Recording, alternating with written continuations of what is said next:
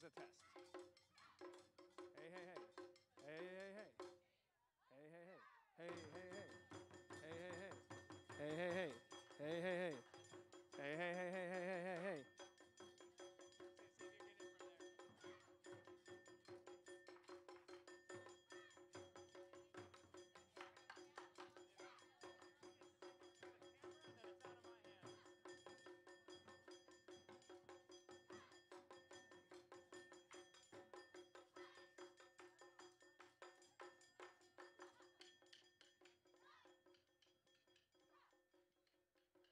Hey, hey, hey, hey, hey, hey, hey, hey. Hey, hey, hey, hey, hey, hey, hey, hey, hey, hey, hey, hey, hey, hey, hey, hey, hey, hey, hey, hey.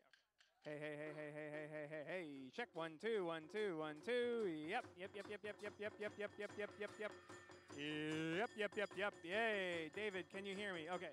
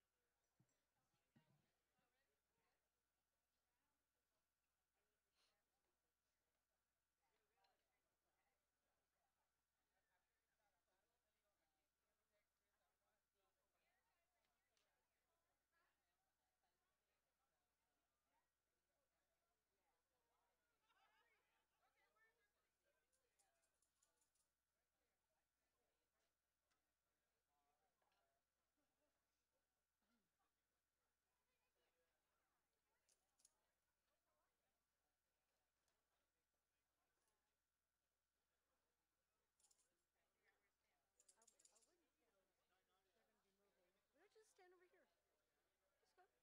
Let's stand in front. Let's stand in front of me. Yeah.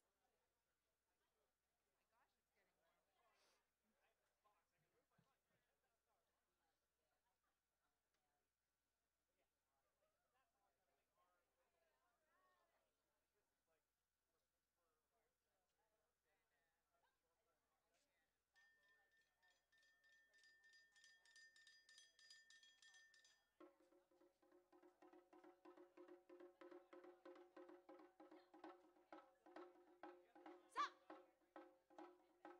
Hup! Stop!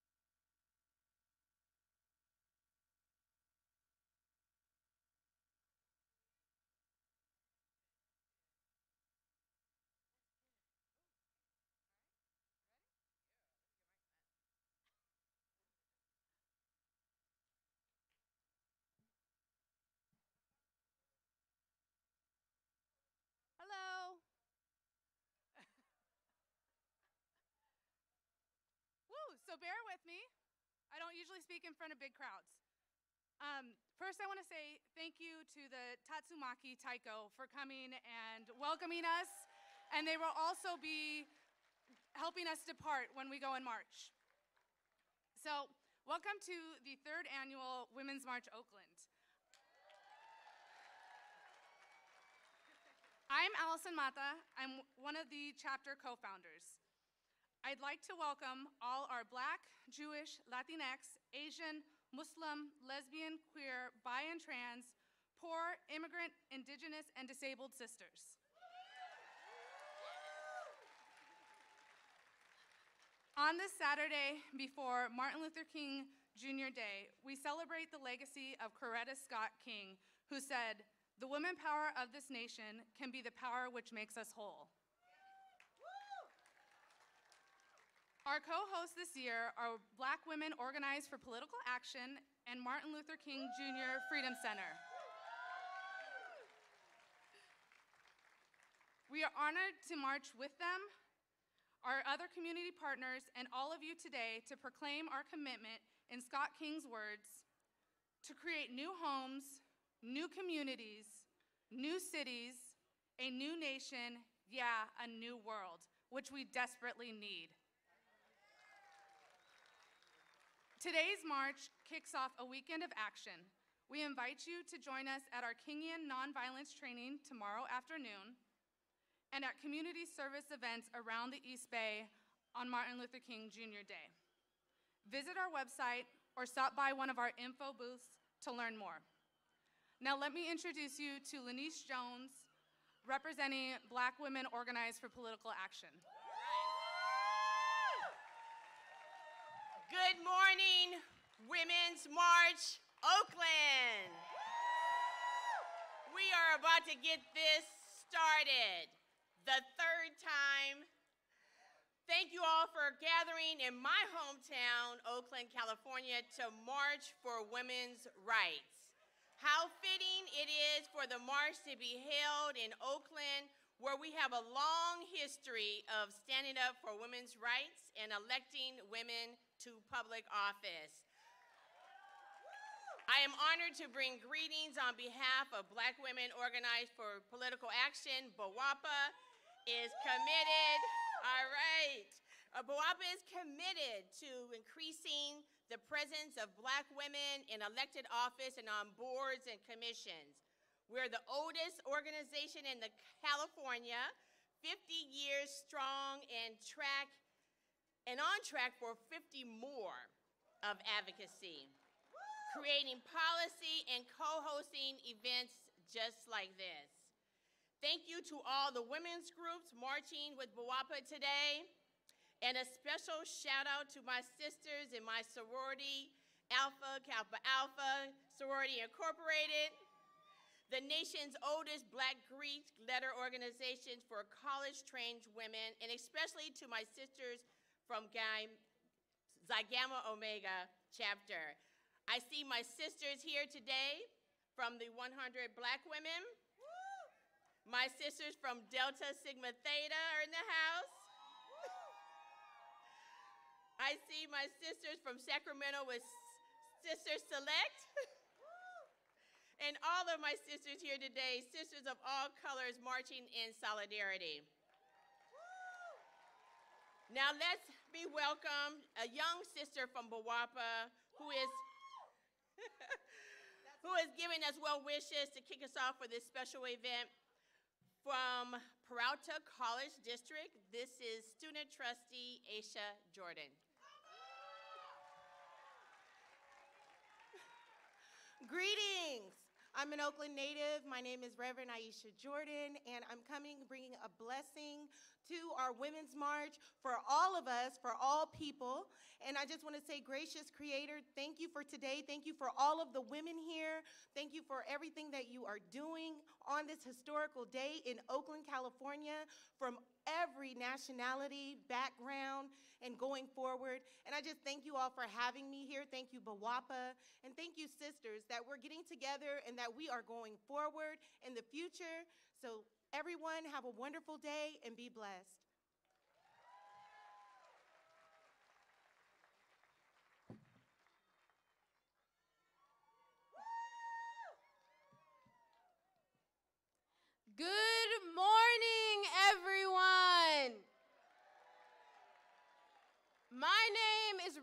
Lauderdale, and I am a student at the Martin Luther King Jr. Freedom Center. We welcome you and are very grateful to be here. We meet this weekend during the celebration of Dr. King's 90th birthday. Septima Clark, regarded by him as the mother of the movement, said that we need to study rather than just believe. We are lost. We need to study where we've been and who we are. The women of the civil rights movement would condemn the violence experienced by asylum seekers, separation of our children, and the militarization of our borders.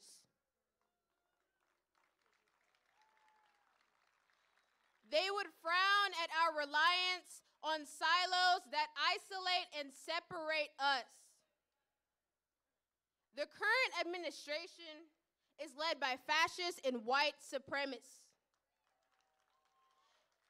We must meet fascism with a united and inclusive front.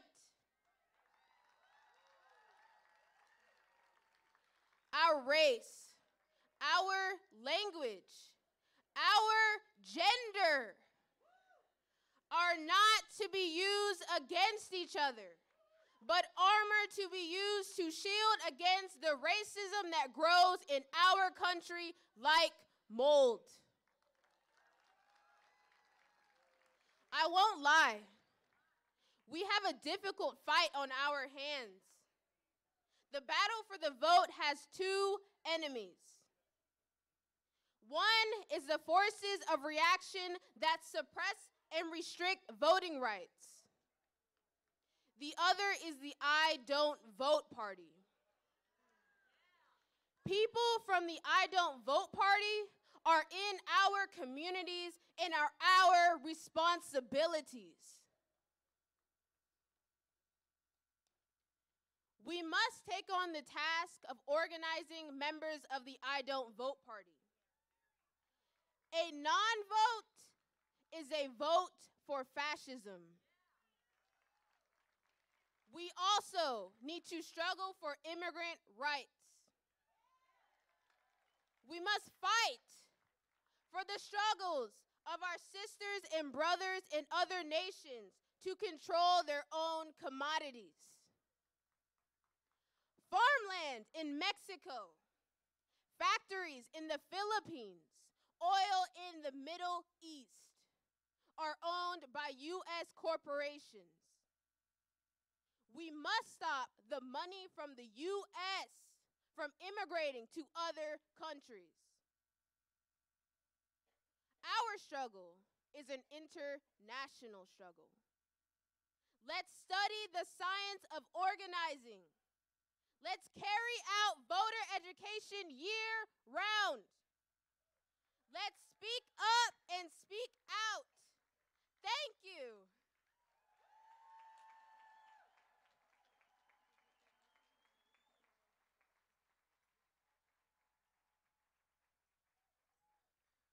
So we also wanted to make sure that we say welcome to our transgender women, that we're happy that you're here and marching with us. And so we wanted to make sure that we mentioned you, and we love you.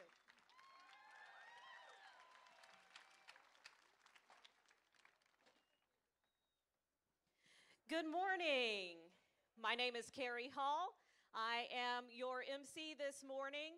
I am the morning meteorologist at NBC Bay Area on Today in the Bay. And you can also watch me midday from 11 to 11:30 on NBC Bay Area. It is my honor to be with all of you this morning, and I thank you for each and every one of you here for an amazing cause. And we're going to get this started. We're going to get marching. We are going to be motivated and be the voice that's heard all across the country this morning. So my first person I'd like to introduce is Karina Gold.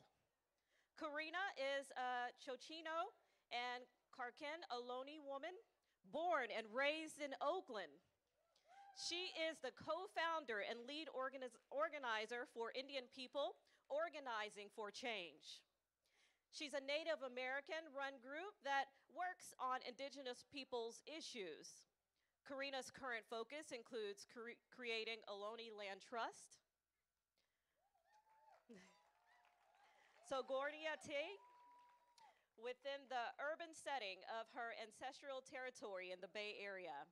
She also works full-time at the American Indian Child Resource Center, where she assists in directing an after-school program that provides services for Native students in Oakland. Karina also sits on the California Indigenous Environmental Association Board and the Board of Directors for the Oakland Street Academy Foundation, and is the treasurer for the Eads Avenue HOA. And last but not least, she is an avid Raiders fan. Please introduce, welcome, Karina Gold. I did you well there? A little bit. You want this?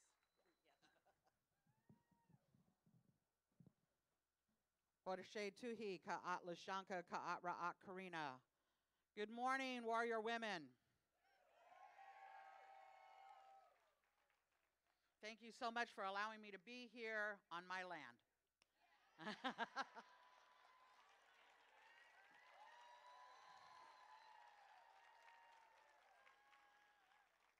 I, like many of you, wear many, many hats. I am the co-founder of Indian People Organizing for Change, the Sogourney Land Trust, and I'm also the spokesperson for the Confederated Villages of Lashawn Ohlone people.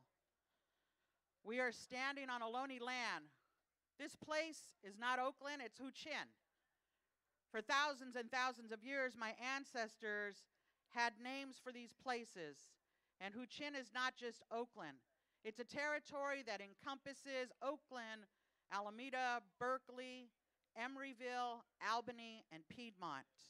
One of many hundreds of territories throughout our lands. Because we're taught about in 4th grade, most people think that we don't exist anymore, that we all died. And yet, here we stand.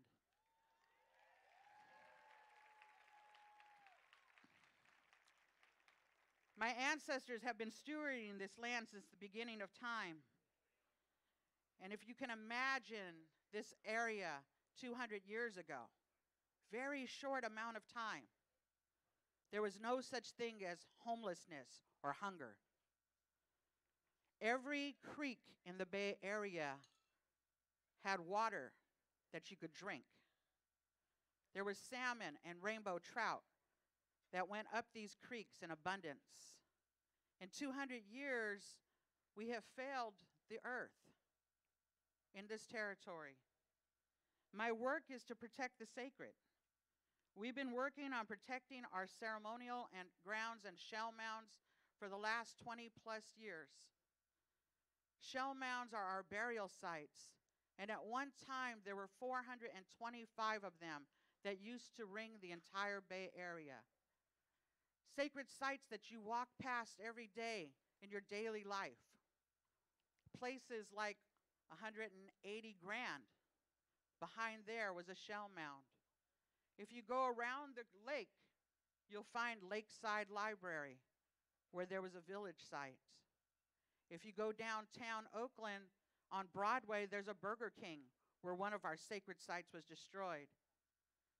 If you go to Emeryville, the largest of the 425 shell mounds, you will see Bay Street Mall. Every single day I wake up in my territory where my ancestors have been for thousands of years, wondering if our ancestors will be pulled out of the ground because of development and because we are not seen as human beings. But today I come to you to talk about what is sacred and why we are doing this work.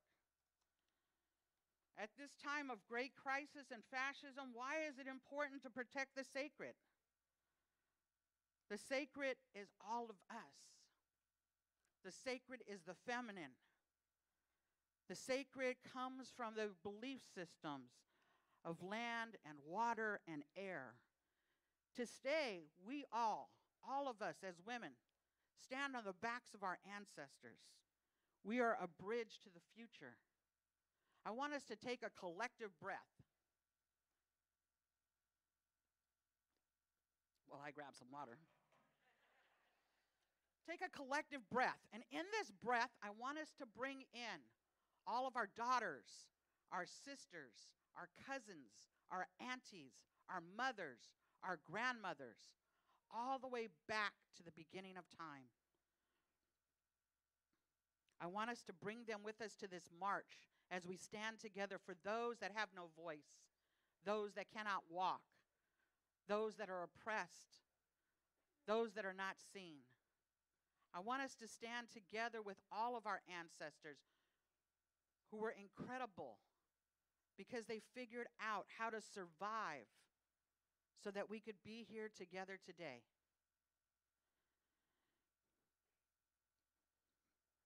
We are a matriarchal society. Imagine that.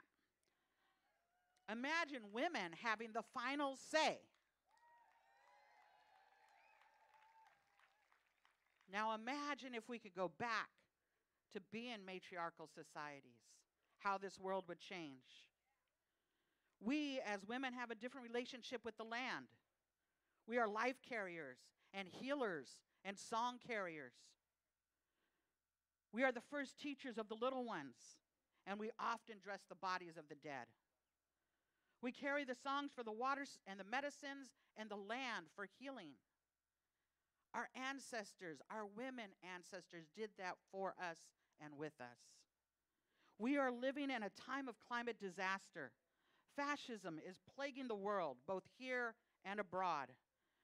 Patriarchal violence, a time of fake news and fake government. A time when people are fleeing their own homes because life is so difficult that they must leave. And a time of indigenous people all over the world trying to stop the destruction of Mother Earth, not just for ourselves, but for all of humanity. It's a time that we come together in right relationship with the land and the water that human progress has destroyed. We cannot stand by and allow the corporations to continue to pollute the world until there is no fresh water and no fresh air.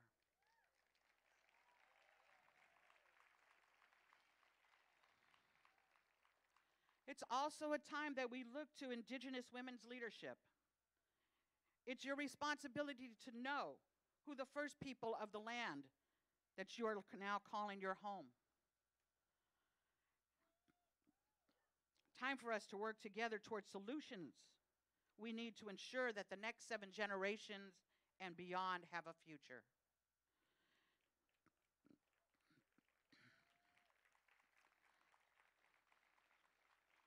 Today is the time that women must come together to smash patriarchy. We must look at the world through a different lens. When we look at the world today with extraction, the leveling of forests, fracking, carbon trade, desecration of sacred sites, and on, we need to look to the land and who has overseen the land. Then we must realize that what has happened to the lands have also happened to women's bodies. We must band together to create a world that is sane. There must be a time now. Indigenous women in Oakland have created the first urban Indigenous women's land trust, putting land back into Indigenous stewardship. This work amplifies the way that we work with our accomplices across all lines to steward these several pieces of land so that we have a place to heal, a place to learn, a place to create solutions, going back in order to go forward. I pray today that we become energized, that we look to Indigenous women's leadership, that we create alliances across all lines for the sake of the next 7 generations and beyond. We must rematriate the world. Thank you.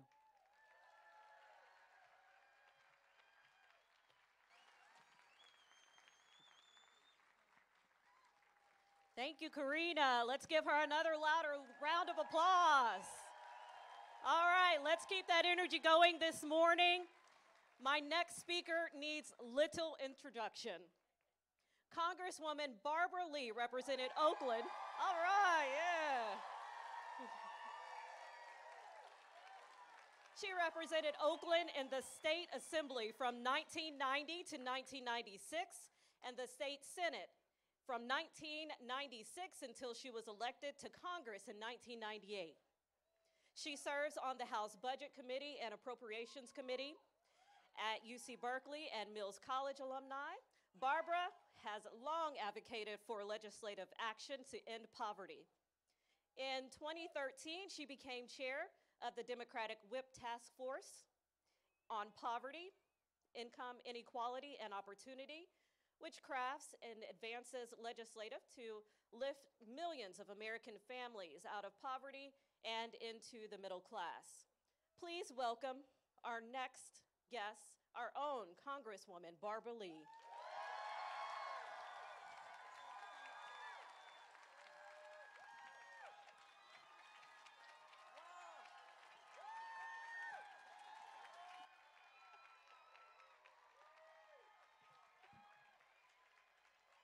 Thank you, Carrie, for that spirited and gracious introduction. Hello, Oakland. Hello, 13th Congressional District.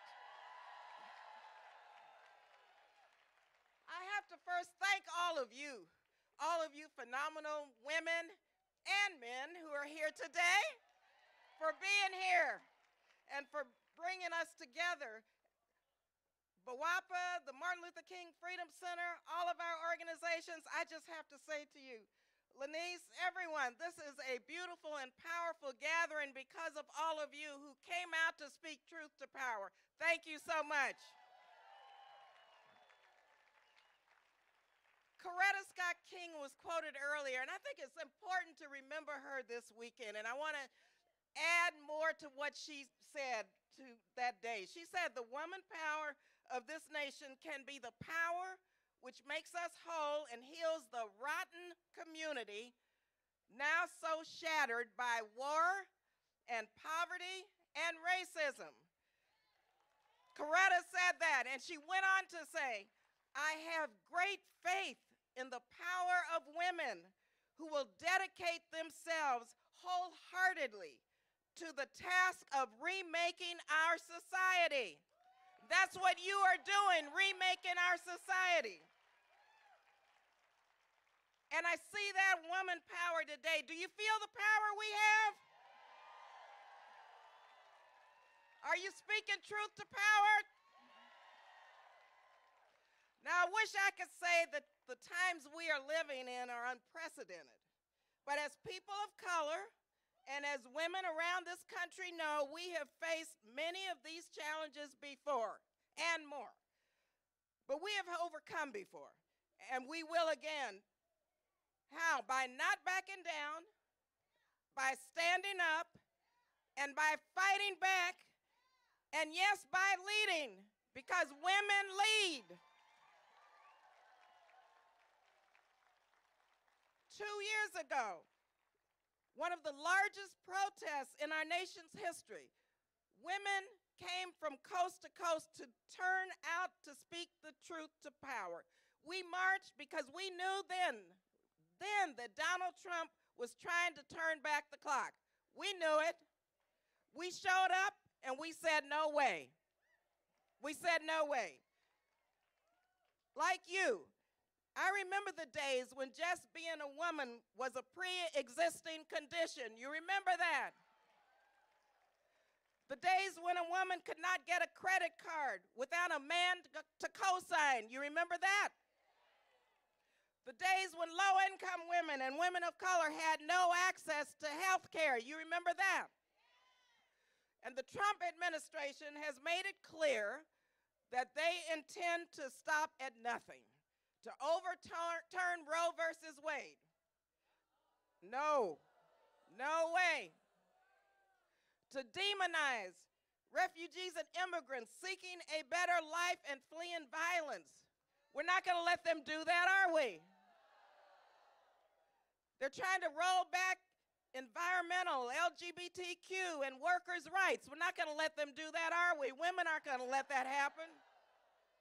It's the energy and the determination and the bravery of all of you and of women who will save the soul of America.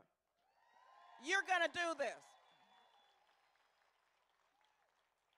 This past November, yes, we elected a historic number of women to the United States Congress. Historic number.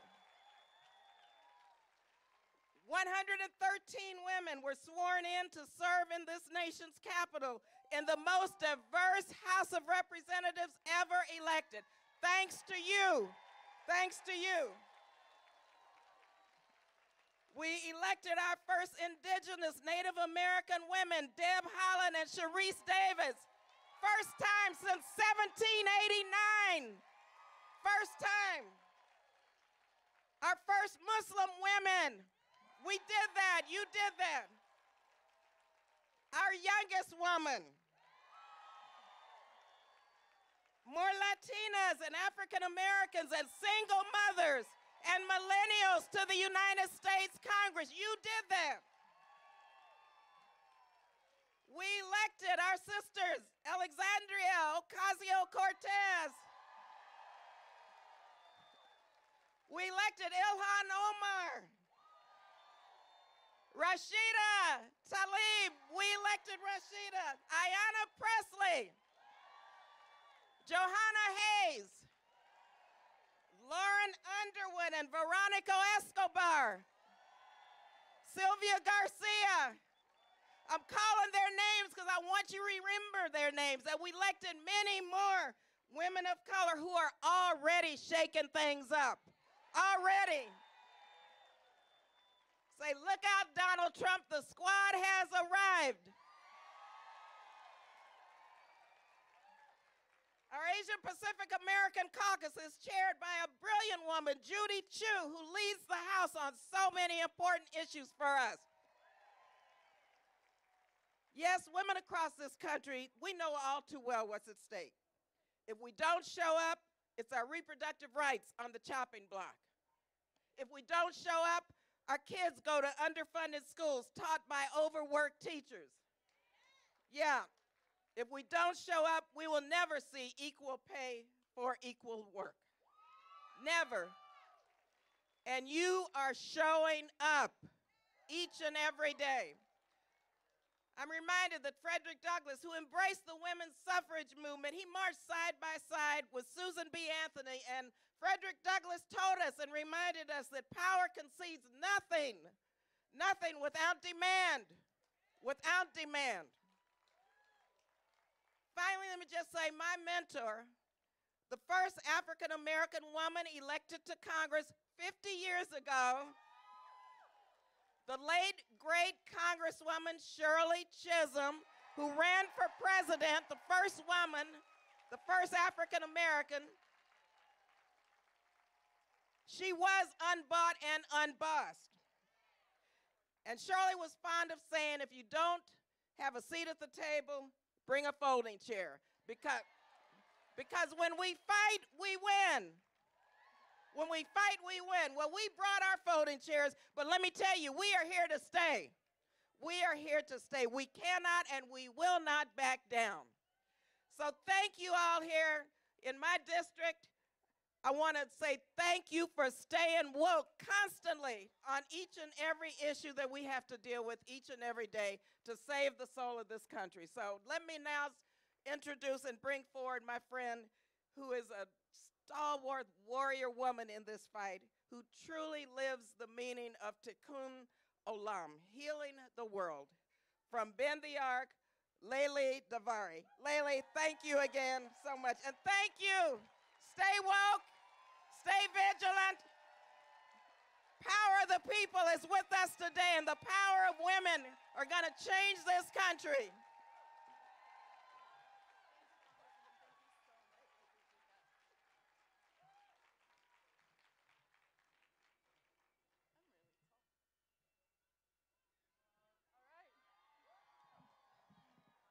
That's what happens when you're almost 6 feet tall. Good morning. Buenos dias. Shabbat shalom.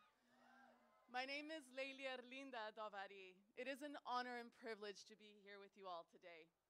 I want to recognize my fellow Jewish women of color who are here with me standing in support. We are here as a testament to the commitment as Jewish women to the collective liberation for all. I want to also just take a moment and recognize and say their names out loud, my ancestors, the women who hold me up. My Mexican grandmother, Lilia Orona, and my Iranian grandmother, Esmat Davari. I remember them on this day that we say no to all forms of oppression against women. I honor them as survivors of domestic violence who had the ability and courage to seek the lives they wanted for themselves, so that I could stand on this stage before you and be the liberated woman that I am today.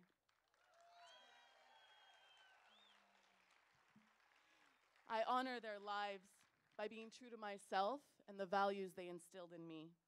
I speak to you today as a Mexican, Iranian, Jewish woman who has dedicated her career to organize professionally in the Jewish community. As the Bay Area organizer for Bend to the Arc Jewish Action, my job is to support extraordinary leaders like you who are building power together to fight back against the white nationalism coming directly from this administration. Leaders who are building power to support immigrant rights through legislative bills such as SB 54, the DREAM Act, and as well as protesting the cruel deportation machine of ICE. Our leaders are building power to end mass incarceration and to reform the cash money bail system. And this past November, hundreds of our leaders organized to flip the 10th congressional district and turn it blue. Let me be clear, this work is not easy. We are called to do this work as Jews in deep relationship with other people of faith, with progressives, and in the leadership of with the leadership of people of color. Today, I want you to remember that women of color, Jewish women of color and Jewish women, have been organizing and taking action in U.S. social movements for decades. Our organizing efforts did not start with the Women's March, nor will they cease at the end of the march today. I address you all this morning to reaffirm the commitment of Jewish women of color and Jewish women who will continue organizing towards a collective liberation for all.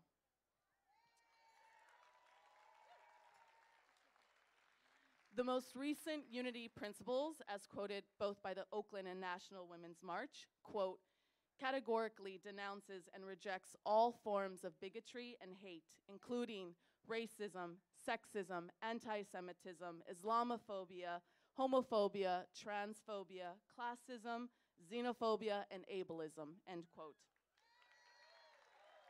This is what we have all shown up for today. And on behalf of Bend the Arc Jewish Action, I affirm these principles and are proud to participate as a partner in the Women's March here, Los Angeles, DC, and beyond. I welcome all women and identities who have experienced the pain of not being fully seen and held by our movement work to actively participate in building liberatory structures and processes that include us all. This work, our liberation, will take all of us. And now to name, this march is so much bigger than any personality in any one city. This is a movement that is growing, and these are our collective voices speaking multiple and intersectional truths against white supremacy and white nationalism. As the CEO of Bend the Arc, Stosh Kotler, stated, we must not get distracted or become divided in the face of the existential danger of white nationalism. We don't have to agree on all issues, but we must protect one another from the largest threat coming for us all. To be clear, There can be no progressive intersectional movement that includes anti-Semitism of any kind. And I want to applaud the effort of both Oakland and National Women's March to explicitly include Jewish women into the unity principles and to add Jewish women of color to the National Steering Committee. I hope you join me and Bend the Arc Jewish Action as we continue to reject white nationalism, work towards ending mass incarceration, support our communities of Muslims, immigrants, and trans family, and build power among our collective communities to do it. I hope to see you all in the streets. Gracias, thank you, and Shabbat Shalom.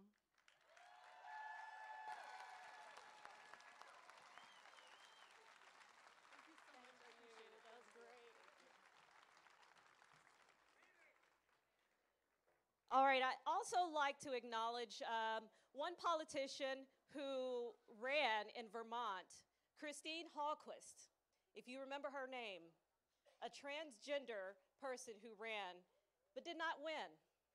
So that just shows right there that there's a lot more work that needs to be done. And I want you to all look around at each other. Isn't this a beautiful morning, beautiful event, beautiful faces? Makes you feel good to be here. But I do want you to think about this. It does cost the organization $100,000 to make this happen this morning. So we do need each of you to donate, contribute, whatever you can. And they've made it easy to donate to the Women's March Oakland. You text 24365 and text the code WMO19, and you can contribute that way, or also go on to womensmarchoakland.org. So now we are going to move on with our program. I have another amazing speaker. Arushi Avachat is co-founder and co-president of Students for Social Change, a youth activism organization with active chapters across the United States. A Girl Scout and Pleasanton City Youth Commissioner, Arushi has been involved with public service for years. She organized her school district's March 14th walkouts for gun control and was a speaker at the Families Belong Together rally in her community. In her free time, Arushi loves to write. She is a 3-time Scholastic Writing Awards national medalist, as well as the 2018 Young Arts winner in writing. Please welcome Arushi Avachat.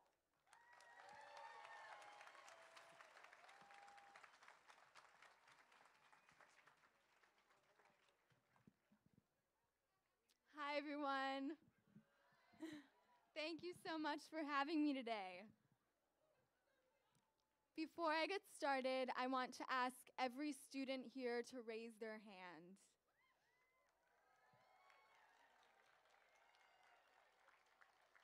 There are so many of us. I think that is so powerful. Thank you for being here.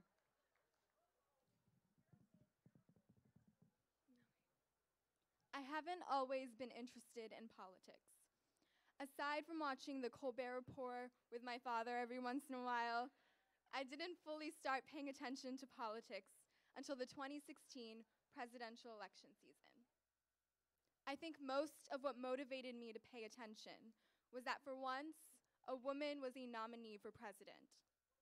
It was the first time I'd seen a woman poised for such a position of power, and I was captivated.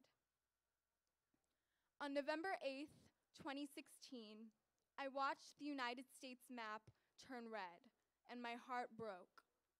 The next day, my English teacher gave us the assignment to write a journal entry on how we felt about the election. As a young woman of color, and the daughter of 2 immigrants, what I felt was fear, and a lot of it. My country had just elected for president a man who built his campaign on hate, and I was angry and ashamed and terrified. In the 2 years since that day, I've tried to turn that fear into something productive. I am now the co-founder and co-president of an organization called Students for Social Change, a youth activist group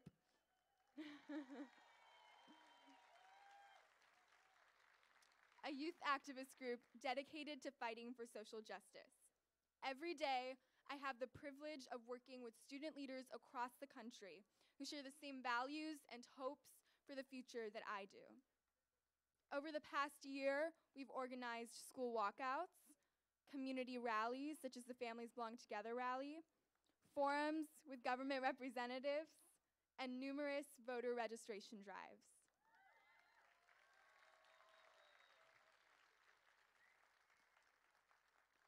Nothing fills me with more hope and power than working with fellow student activists. It is so inspiring to see my classmates and neighbors and friends stand up and demand legislative change.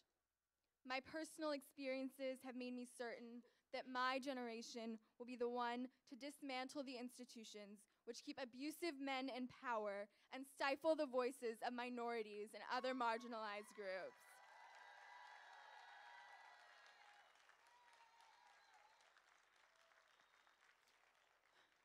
"2020 will be the first year I am personally eligible to vote." And I'm so excited to be part of the voting bloc that will remove Donald Trump from office.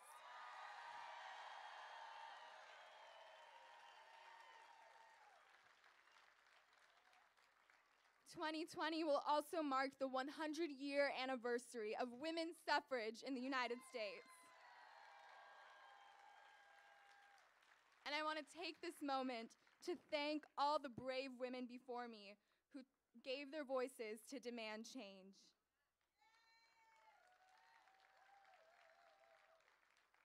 I know how cruel the world was to women in past generations, which is what makes their contributions to history all the more powerful. In fact, I've grown up hearing older women in my life look back on their girlhoods as a time of fear. My mother, my teachers, my mentors, warning me to avoid male strangers, to never walk home alone at night, to hold my keys tight between my fingers if I absolutely must.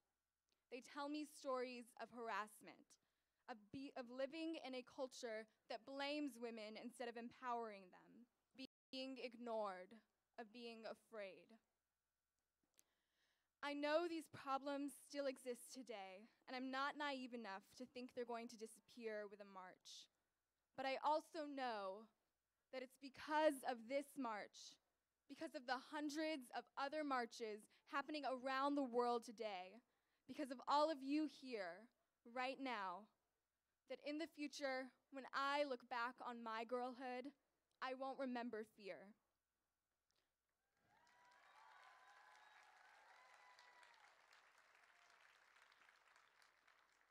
Instead, I know my most powerful memories will be of moments like these, moments of hope.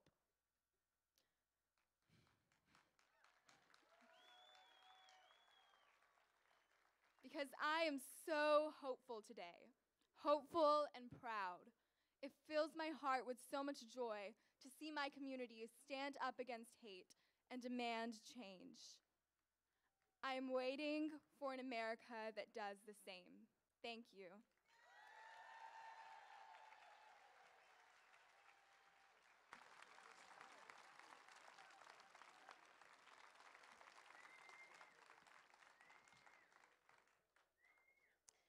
My next speaker is Xochitl Oseguera.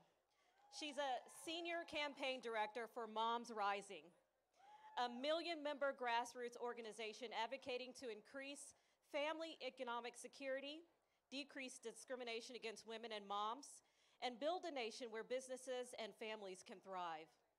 Oseguera helps lead the organization's highly successful work to educate and mobilize mothers, both online and on the ground, on issues relating to immigration, economic justice, child health, gun safety, criminal justice reform, and other vitally important issues. She heads Moms Rising Spanish language initiatives and engaged with bilingual Latina mothers in the vibrant, fast-growing community she helped create, mamasconpoder.org. Please welcome Xochitl Oseguera. Buenos días, Oakland. Aquí estamos y no nos vamos. We're here to stay. My name is Xochitl Oseguera. I am an immigrant, organizer, Latinx, and mother of two. I'd like to start by thanking our volunteers for this amazing event. I know they worked really hard. I also like to thank all the children and youth that are here. Please, let's give them a round of applause.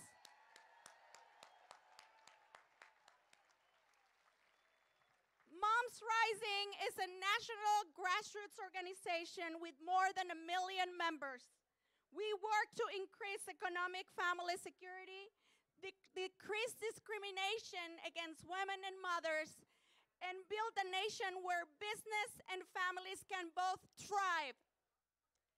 Today, we are supporting the Women's March, and we are here with the Women's Wave. Because the same week that Trump started and launched attacks on immigrants, on Mexican immigrants, that was the same week that some random person attacked me at the airport. She screamed at me, "Go back to your country." I responded then, and I respond now. This is my country.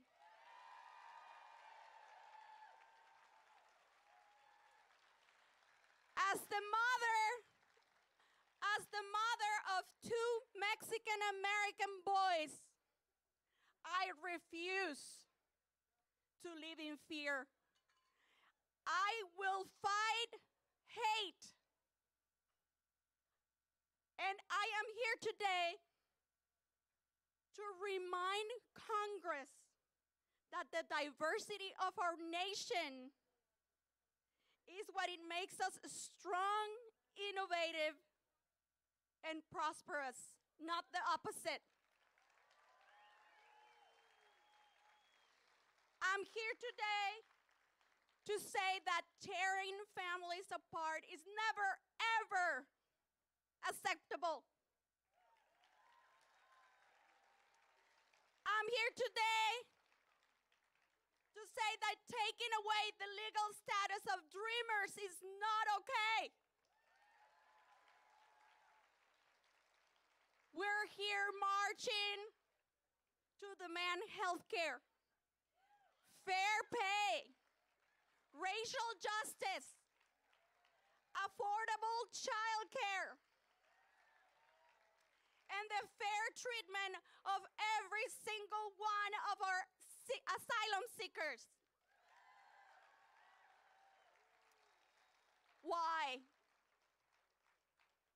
Because in California, as well as many other states in the nation, childcare costs more than college.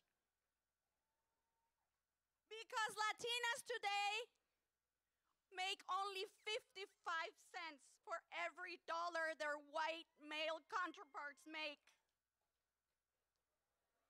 Because companies are profiting from separating our children from our mothers, from our arms. Because we all have the right to access to health care. Every year in this country, 900,000 Latinos turn 18. We're gonna vote. We are powerful. Somos poderosos y poderosas, and we intend to use that power.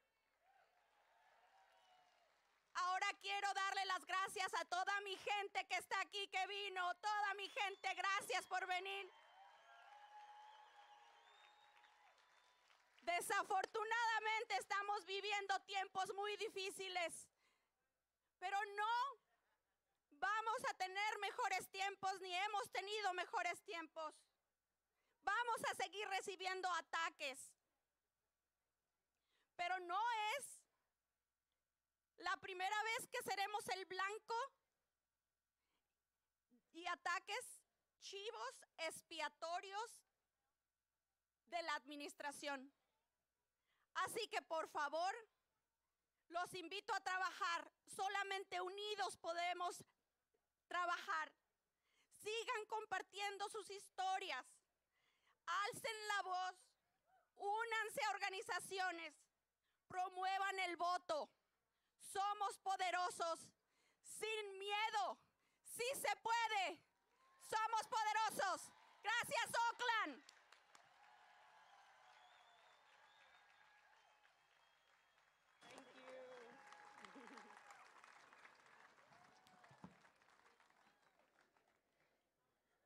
All right, so we have a few council members who did went above and beyond to help make this Women's March happen this morning. I'd like to acknowledge Xing Tao, Lynette McElhinney, Lauren Taylor, and Nikki Fernando-Boss.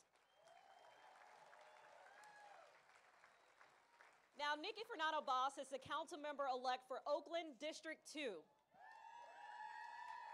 She is a lifelong community organizer who got her start in Oakland's Chinatown, working with Asian immigrant women, garment workers. As a champion for working families, she has built lasting coalitions and passed policies at the local and state level to advance economic development with community benefits. Also with worker and immigrant rights and environmental justice, while she led the East Bay Alliance for Sustainable Economy, its coalitions raised Oakland's minimum wage with paid sick days and created living wage jobs. She is also a working mom with a teenage daughter. Please welcome Nikki Fernando-Boss.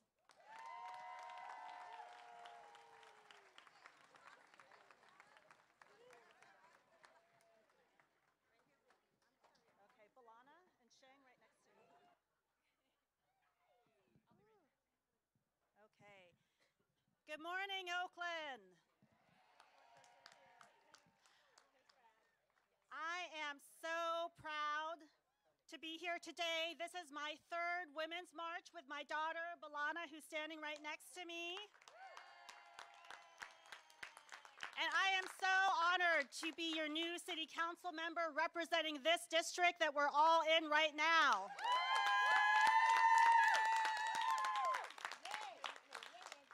I'm also the first Filipina council member in the city of Oakland.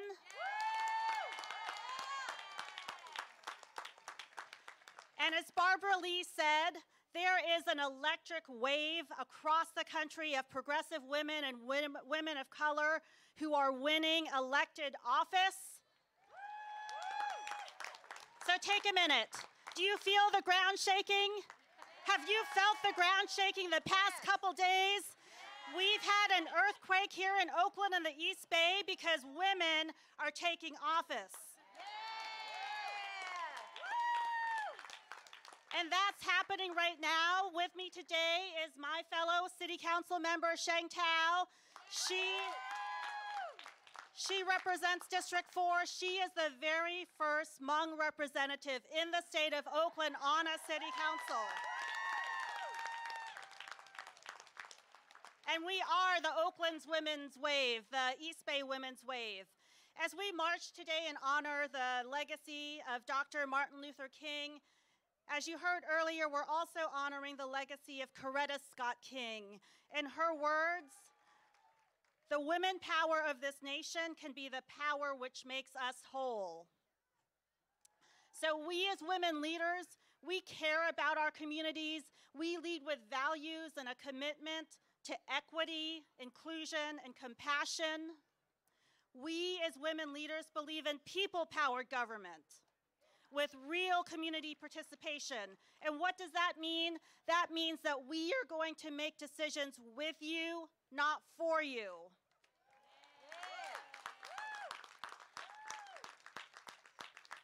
From the White House to Congress to the State House and City Hall and your school board, this is our government. And as women leaders, we also care about our communities, our city, just like a mother cares for her child. So when there's a rainstorm, when there is dangerous smoke filling the air, we make sure our children have the safety and shelter they need. And for us here in Oakland, the women power that will make us whole recognizes that housing is a human right.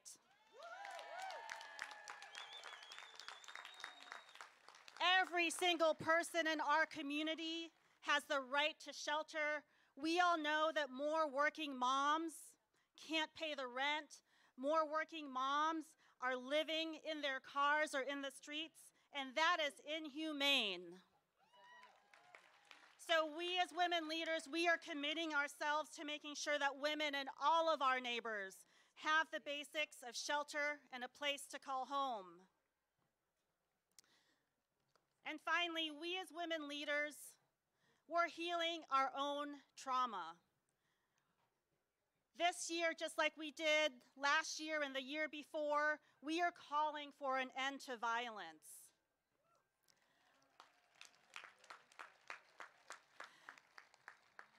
I've been working on healing my own personal trauma. In the fall of 2016, you all might remember that Trump was boasting about his sexual assault when those locker room tapes came out. I was actually in New York, and I came out publicly as an assault survivor when I was blocking Trump Tower in New York with other survivors. And probably the hardest thing for me at that time was making sure that my daughter, who's standing next to me today, making sure before I came out that my daughter understood what I was doing.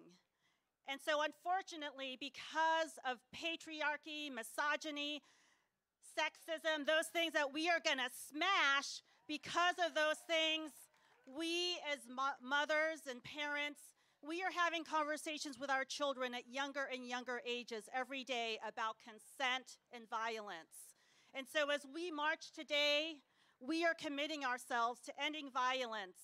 Violence against women and girls, violence against trans people, violence against men and boys. Because all of us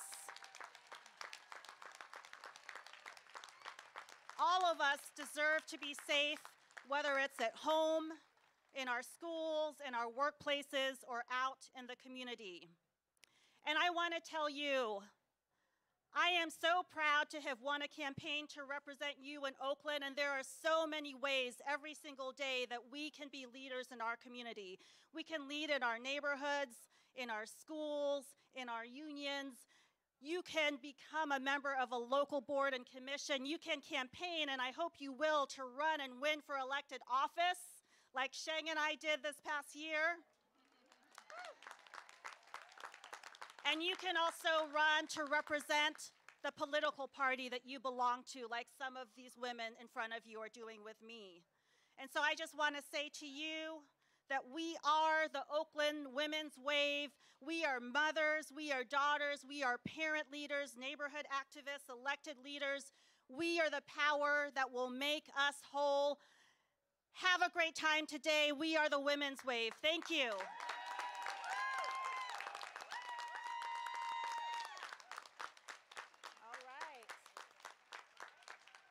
And before we go, I'll just say one thing since I've got all these amazing women with me, sorry.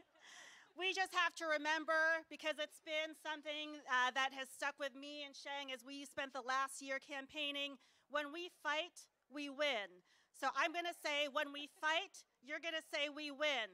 So when we fight, we win. When we fight, we win. When we fight, we win. When we fight, we win. When we fight, we win. When we fight, we win. All right.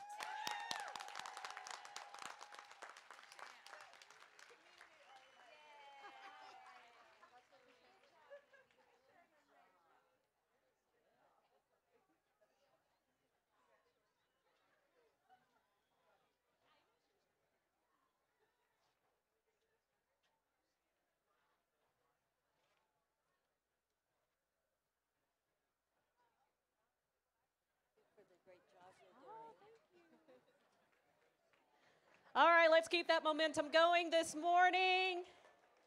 I have Emma Mayerson and Gabby Battle. They are coming up next. Emma Mayerson is the founding executive director of Alliance for Girls, AFG, the nation's largest membership association of girls-serving organizations with a mission to mobilize girls as champions to address barriers facing girls, create conditions for their success, and advocate for systematic change to achieve equality for all. And she is a proud Oakland native. Please welcome Emma Mayerson.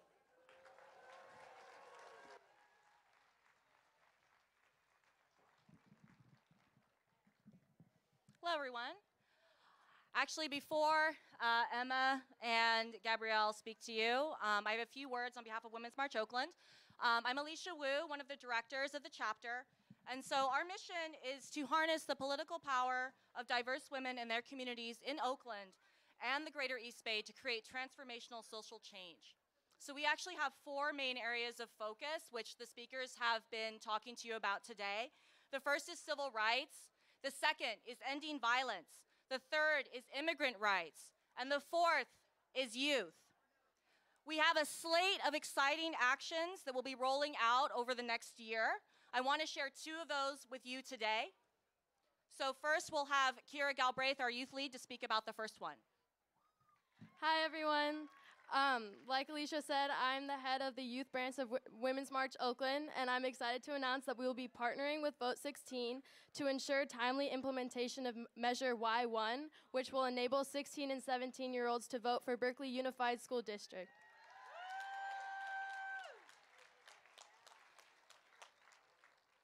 Our second initiative that we want to announce today is that we're partnering with Alliance for Girls to ensure full implementation of Title IX across Oakland Unified School District. So with that, it is my pleasure to hand the mic over to Emma Mayerson and Gabrielle Battle to tell you a little more about that. Thank you, Alicia. Good morning, Oakland.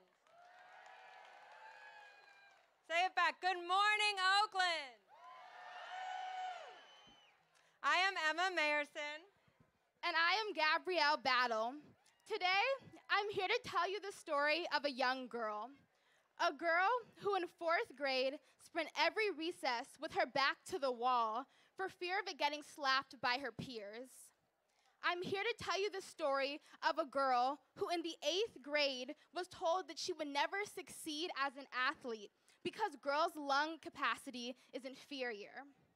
I am here to tell you about the 200 girls and young women who told their stories in Alliance for Girls' Girls' Lived Experiences report. Girls who told us countless stories of sexual harassment and assault, of bias and bigotry, and of unstoppable resilience and unified power. And we are here to tell you about solutions.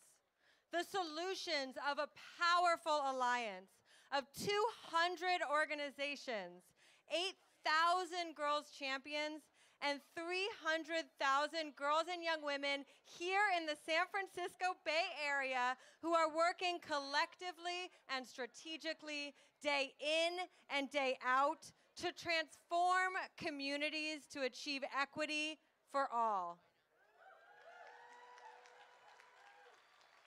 Solutions like one of the most progressive sexual harassment policies in the nation, enacted here in Oakland Unified School District, crafted by girls for all victims of harassment.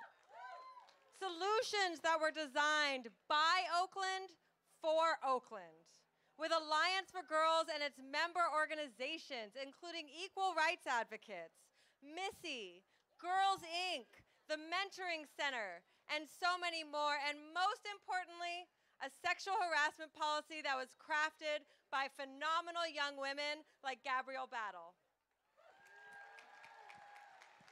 Because sexual harassment and assault does not just happen in the workplace, but it happens devastatingly early in 3rd and 4th grade. And we say no more.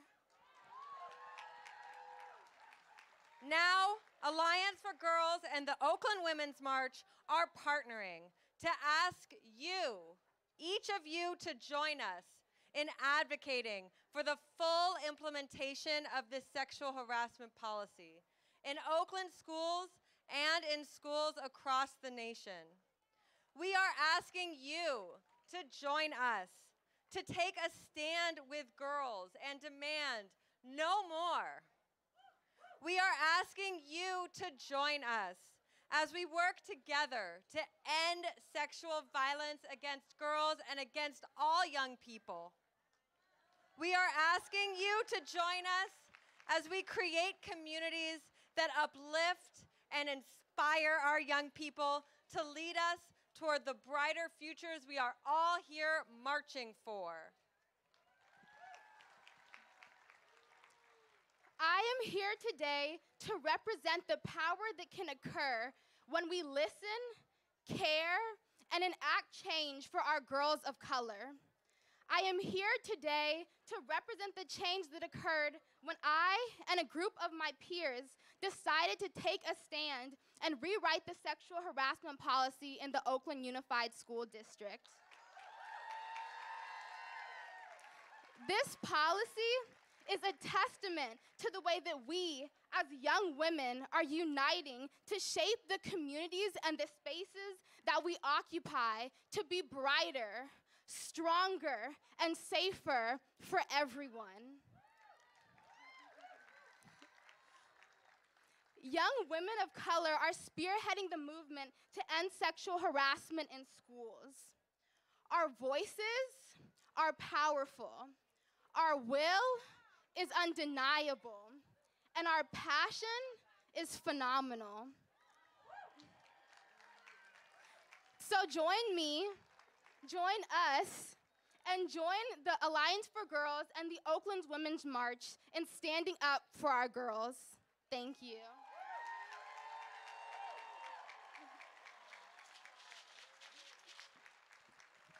Thank you, Emma and Gabrielle. So if you want to be part of these actions, please follow us on social media, sign up to volunteer, donate. We have work to do here in Oakland, and we can't do it without you. Thank you.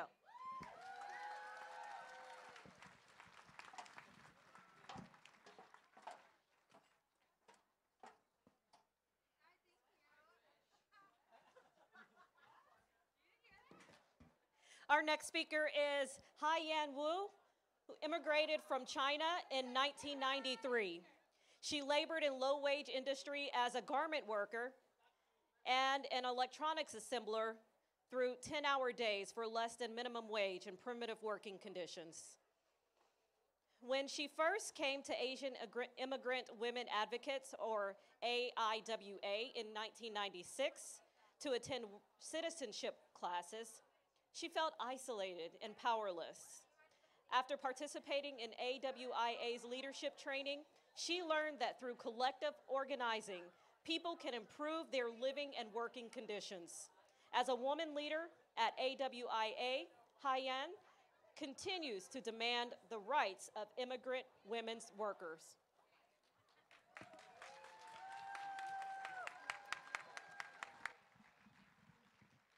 大家好，我係 A 華嘅移民婦女吳海燕。我身為一位移民婦女，喺過去嘅16年裏邊，喺 A 華發展到領袖嘅技巧同埋知識。僅此分享本人嘅領袖故事，怎樣影響本人嘅生命及影響其他嘅移民婦女。我喺1993年移民到美國，預期低收入、英文唔好嘅移民初到呢個新嘅國家，開始咗我嘅廚房工作，做包、蝦餃、燒賣。喺1996年，我參加咗 A 華嘅入籍班。當時我嘅心態係十分自私，都係為咗自己，入籍係為咗自己個家庭。我喺 A 華裏邊咧學到咗英文，成為公民，全心都係為自己。後嚟咧時間長咗，通過咗 A 華多方面嘅領袖發展，學到咗移民歷史、英語壓迫及民權嘅權益。由此，我學到咗要依靠自己去爭取，才能得到我哋嘅權益，及明白到移民婦女嘅參與、吶喊，我哋自己關心嘅事件係何等重要。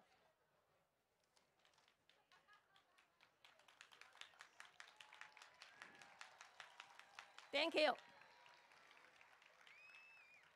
漸進有系統咁增進咗我嘅領袖技能，我成為資深導師，現在培訓其他嘅婦女，代表 AWA 喺大學嘅課堂、會議同公共嘅遊行中公開演說。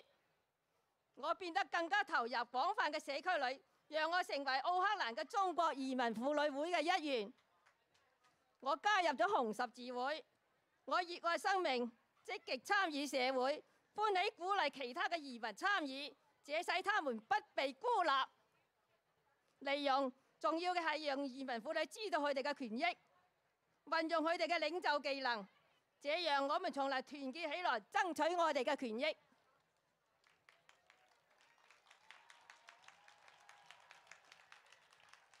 婦女也可以撐起半邊天。通過領袖嘅培訓，我哋可以團結力量，改善移民婦女嘅不公平嘅工作生活條件。吳靄賢，2004年。Thank you。All right, next we have Stacy Milburn. She's a disability justice organizer and thought leader based in Oakland. She believes in interdependence and community care and are critical ingredients for our liberation and has been centering the leadership of disabled people of color in her life for 14 years. Knowing that disability disproportionately impacts communities of color, she works in corporate HR during the day and runs the streets at night with Bad Crip, a crew of disabled people and elders working to make social justice actions more accessible for all. Please welcome Stacy Milburn.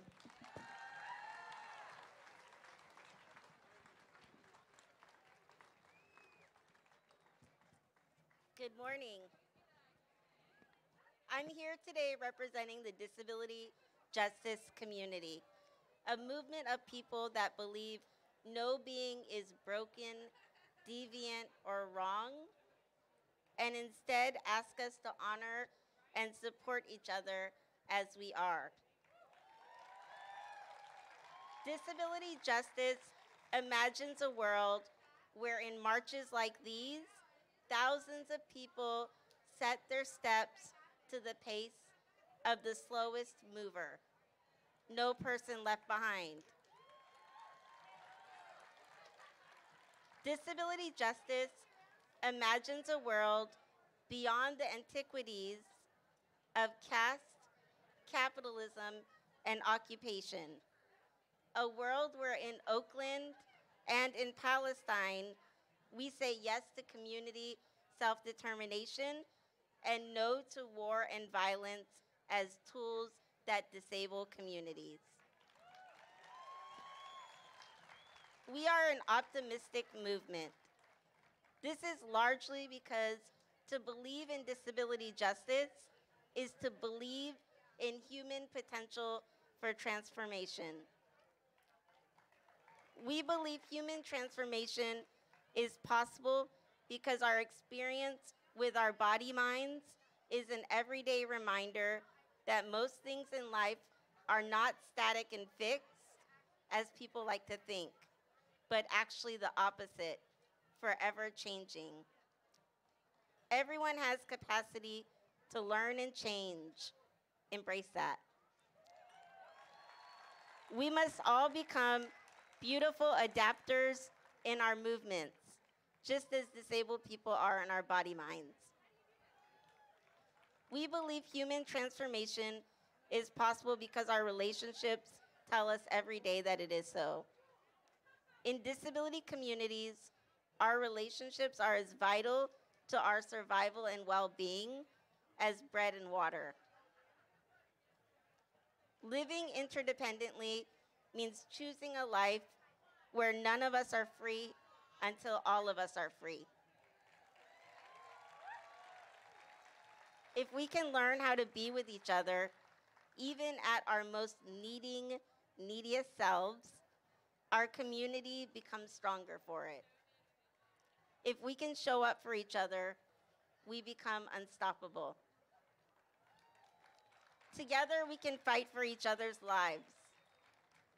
Together, we can create vibrant ecologies of community and support.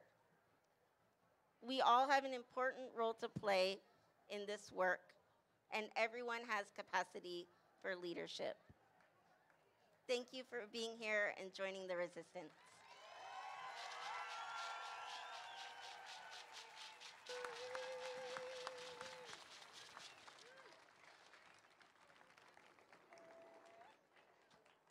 Our next speaker is Janetta Louise Johnson.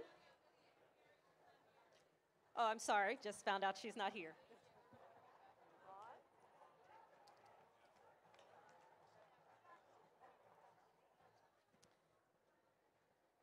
All right, well, we're going to keep it moving. We have Jennifer Lyle as our next speaker. For over 25 years, Jennifer B. Lyle has actively worked toward the well-being of women and girls and their families. Her education and work have taken place in the streets, across continents, with community organizations, government, school, and academia. Currently the Executive Director of Motivating, Inspiring, Supporting, and Serving Sexually Exploited Youth, Jennifer has designed and directed various community and site-based projects focused on economic justice, academic achievement, substance abuse prevention, health promotion, and community-directed leadership development and change. She received her master's in social work, master's in sociology, and a PhD in social work and sociology from the University of Michigan. Please welcome Jennifer Lyle.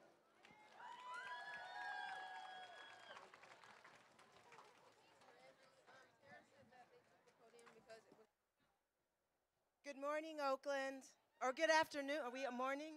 Morning, it's still morning. So thank you all for being here, and I am grateful to be here to talk to you about some of the work that we're doing at MISSY. Again, I am the Executive Director of MISSY, which stands for Motivating, Inspiring, Supporting, and Serving Sexually Exploited Youth.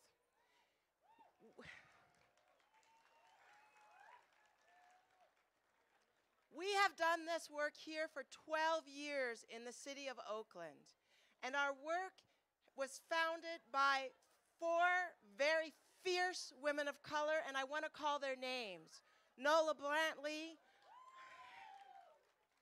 Adela Hernandez, Sarai Smith, Masariegos, sorry, Sarai, and Emily Hammond. When they started their work, when a young girl was found in the streets who was being sexually exploited, she was criminalized. And since then, after much advocacy, after much work, after many of us have fought and said, that's not the way it should happen, it has changed. They are no longer criminalized, but now they are receiving services. But we still have work to do. We still have work to do, and I want to share some information with you. Although African American girls are only roughly 7% of the population of California, they represent 60 to 80% of the girls that are in sex trafficking. 60 to 80%. 60 to 80% of African American girls have reported sexual coercion, experiences of sexual coercion by the time they are 18 years old. Girls who are, and women, female identified girls in the street are experiencing poverty, they are homeless, they have been brutalized, they've been raped, and they've been lied to and disregarded. So what do we need to do to change that? And I want to talk to you about a little bit about some of the things that we are doing. I want to first tell you what we mean by sexually exploited youth. We're talking about youth who are exploited through the internet, who are in the street, who are exploited by their adults in their lives that they trust, by neighbors, by friends. They are recruited at school. They are recruited in community centers all over the place. A lot of young people are also experiencing disregard in our school systems. That is an important place that we need to think about how we are changing that. Girls are criminalized in schools. They are sexually assaulted in schools. They are disregarded by systems that don't understand what disabilities may be a result of their trauma or cognitive disabilities that they are experiencing that are not addressed because teachers are overwhelmed. So consequences of not being attached to schools is a lot of girls are ending up in the streets. We are underserving girls because we do not have enough social workers, we do not have enough mental health providers, and we do not have enough healing partnerships for girls to prevent them from getting out into the streets. So what do we need to do? We need to create opportunities for young girls and female-identified girls to access competent, healing, mental health, and support partners. We must have systems that support the identification of sexually traumatized girls. A lot of our girls are having these experiences, and nobody's calling it out or understanding it or seeing it. One of the things that we are doing with the City of Oakland is we're training City of Oakland workers. That's police officers, that's fire department, that's bus drivers, to be able to identify girls who are being trafficked, girls who are being exploited, and how we're thinking about getting them to services.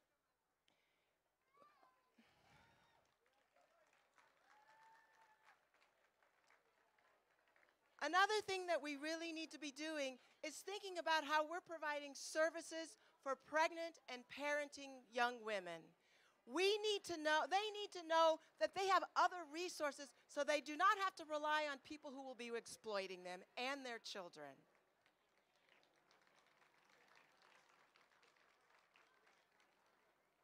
And finally, I'm a mother of a black girl, and I want us, even if you are or if you are not, we must hold the line that black girls matter.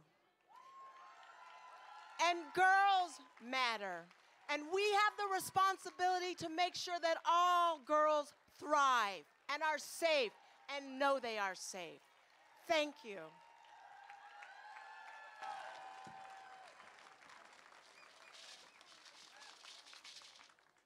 All right, I know a lot of people are starting to march. The march has started, but we need for you to hang tight. We only have 2 more speakers left, and that march will be going on for a while, so you won't miss anything. All right, so coming up next, we have Kimberly Ellis, the founder of Unbossed, and incubator for the next generation of political disruptors. As former executive director of Emerge California, the state's most effective training program for Democratic women who run for office, Kimberly is a nationally recognized progressive leader who has been credited with revolutionizing Democratic politics in California. And Kimberly is currently a candidate for the chair of the California Democratic Party. She is inspiring thousands and lighting a spark of an ongoing movement for the next generation of progressive activists. Please welcome Kimberly Ellis.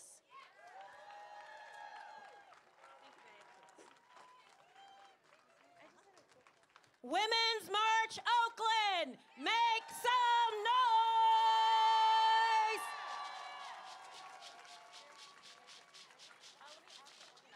It is an honor to be with you today.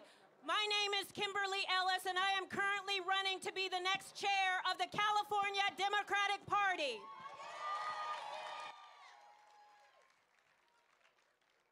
Between the defeat of the Brexit deal, the government shutdown, and the unprecedented UTLA teacher strike, we've seen yet another week of instability and uncertainty on the international, national, and state levels. Coretta Scott King said that the woman power of this nation can be the power which makes us whole.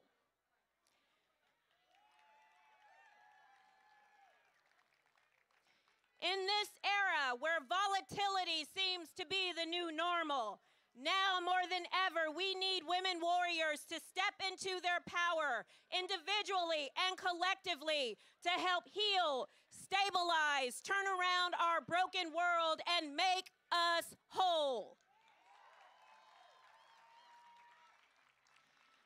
If the 2018 midterms elections taught us anything, it is that this moment is yearning, calling, beckoning, and summoning the next generation of change agents to rise up. The next generation of Shirley Chisholms, Dolores Huertas, Gloria Steinems, Patsy Minks, and Ilhan Omars.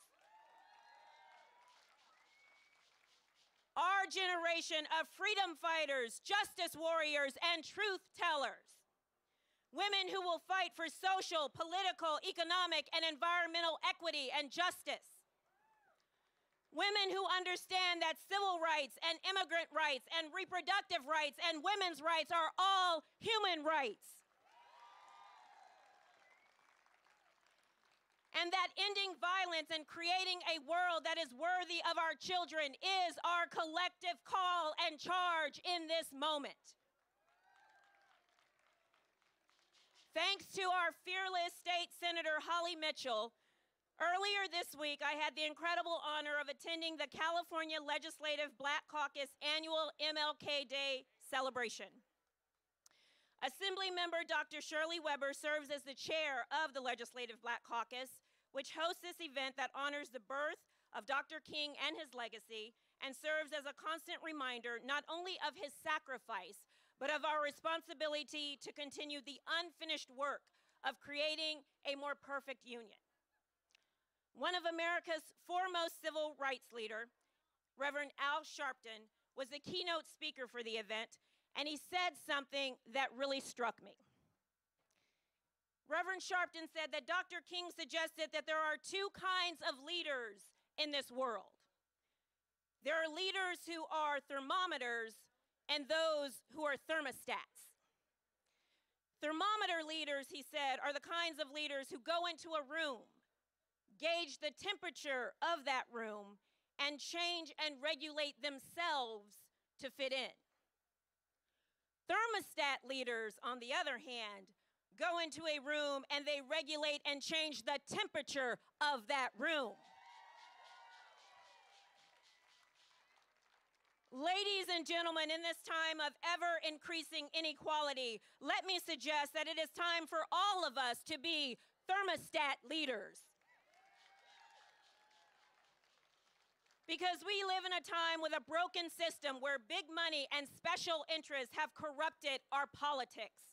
A time when the color of your skin, your immigration status, and your zip code determine your life expectancy. A time where our politicians get to decide who gets over-policed and over-sentenced, who gets access to reproductive health care, who gets to pollute, and who gets polluted.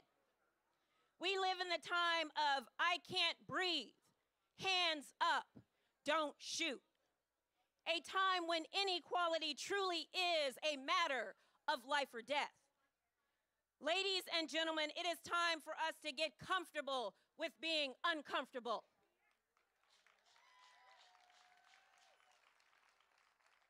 It is time for us to go into those rooms where people's lives and livelihoods are being decided and be thermostats to change the temperature so that it is one of peace and love and fairness and justice for everyone.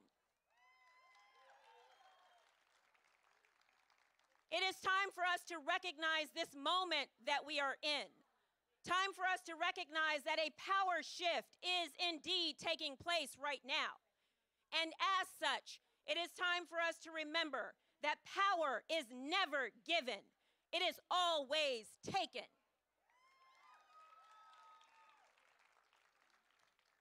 Coretta Scott King said that the charge in this moment is similar to the charge of every generation, and that is for us to get up and fight for what we believe in.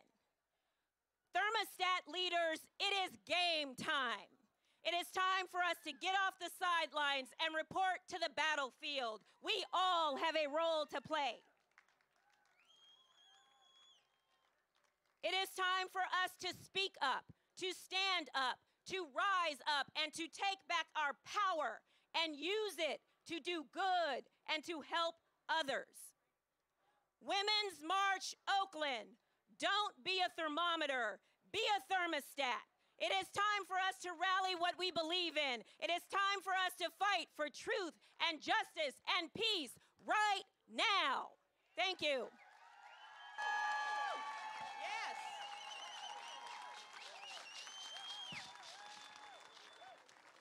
All right, we've got our last speaker. Alicia Garza is an internationally recognized organizer, writer, and public speaker. In 2018, she founded the Black Futures Lab, which works to make Black people powerful in politics. As the Strategy and Partnerships Director for the National Domestic Workers Alliance, Alicia works to build power, placing domestic workers at the forefront of the movement to change the domestic work industry and to build an economy that places people over profits. With Opal Tomenti and Patrice Cullors, Alicia created the Black Lives Matter Global Network with 40 chapters in 4 countries to change the ways in which Black people are stripped of their humanity. Please welcome Alicia Garza.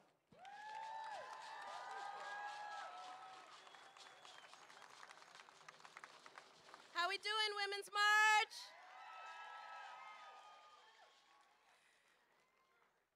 It's time. It's long overdue. It's time to build power, to take power, and transform power. Y'all don't seem to hear me, though. I said it's time. It's time to take power. It's time to build power. And it's time to change how power operates. Now, we already know that the power of women coming together has already changed the world. But we're just getting started. We're just getting started. See, in 2016, many of us were shocked, hearts broken, as a new regime stole power in America. A regime with a hatred of women so deep that it took our breath away. A regime with a greed so massive that it stopped us dead in our tracks. And yet, little did they know that they had awakened a sleeping giant. Because in 2017, we came together to create the largest mobilization in the history of this nation. No, y'all don't hear me, though. I said in 2017, we came together in the largest mobilization this nation has ever seen. But we did not stop there, because protest is not power. In 2018, we took power to the polls. We organized, we knocked on doors, we registered each other to vote, and we educated ourselves on the issues and on the people who wanted to represent us. In fact, more of us than ever before raised our hands and said, I'm down, I'm about to run. We showed up, we showed out, and as a result, we changed the balance of power in Congress. We elected the first Muslim women ever, the first Indigenous woman, the first openly bisexual woman to Congress. We challenged power in every single place we could, and we showed that when we come together, when we reach for one another, when we have each other's backs, we cannot be stopped. Now, make no mistake, that was not easy. We were tested every single step of the way, and we are still being tested today. You see, there were some deep wounds that were exposed, wounds that are real issues among us and between us. Racial terror, religious terror has swept this country, and some of us were and still are left wondering, do my sisters really have my back? Are we really all in this together? Do we really stand side by side as Jewish women, as Palestinian women, as Muslim women, as women with disabilities, as Black women, as Latinx women, as Asian women, as Pacific Islander women, as white women? Do you really have my back?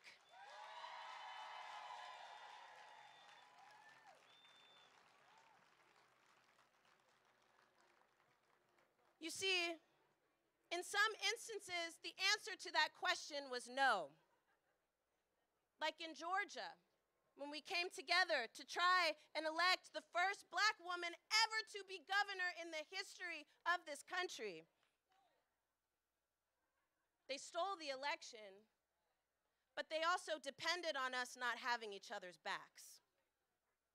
This was also true in 2016, when we were absolutely certain that women would save the country from the brink of disaster.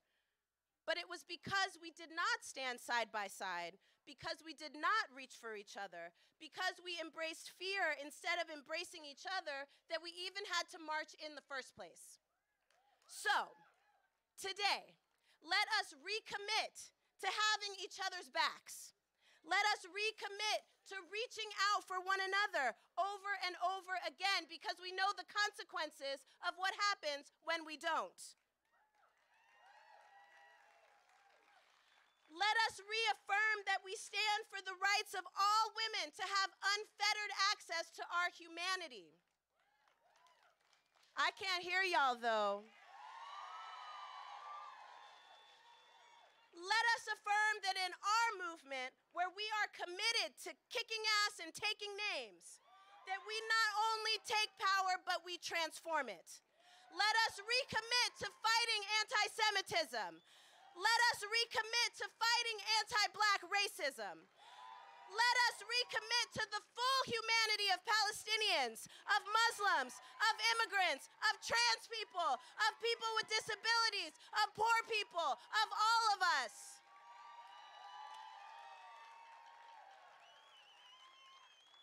You see, if the woman power of this nation is the power that can make us whole, like Coretta Scott King once said, then that means we have to change the way that power actually works.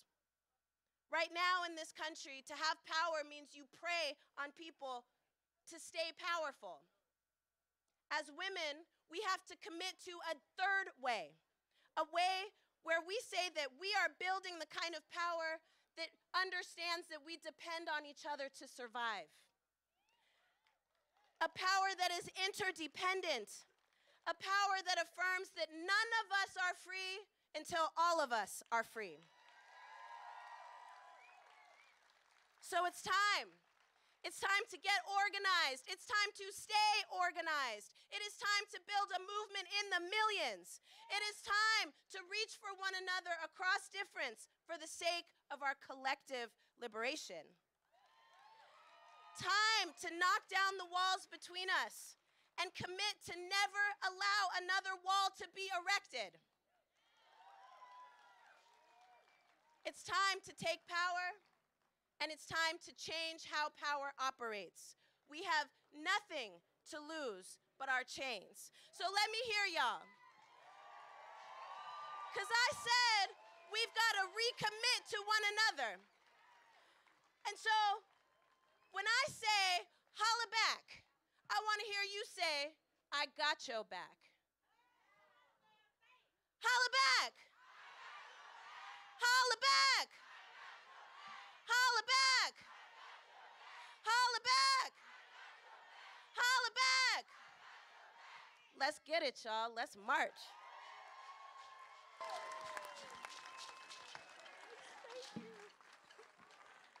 Thank you. We've got the blood flowing. We are all energized. That was the last speaker. You are welcome to join the march. I want you all to spread the word that we do still need donations. You can just text 24365, code WMO19. We need your support to make this happen again. And you can stay here and enjoy the sounds of Tatsumaki Taiko. Thank you all. It's my pleasure being your host and MC today. Thank you.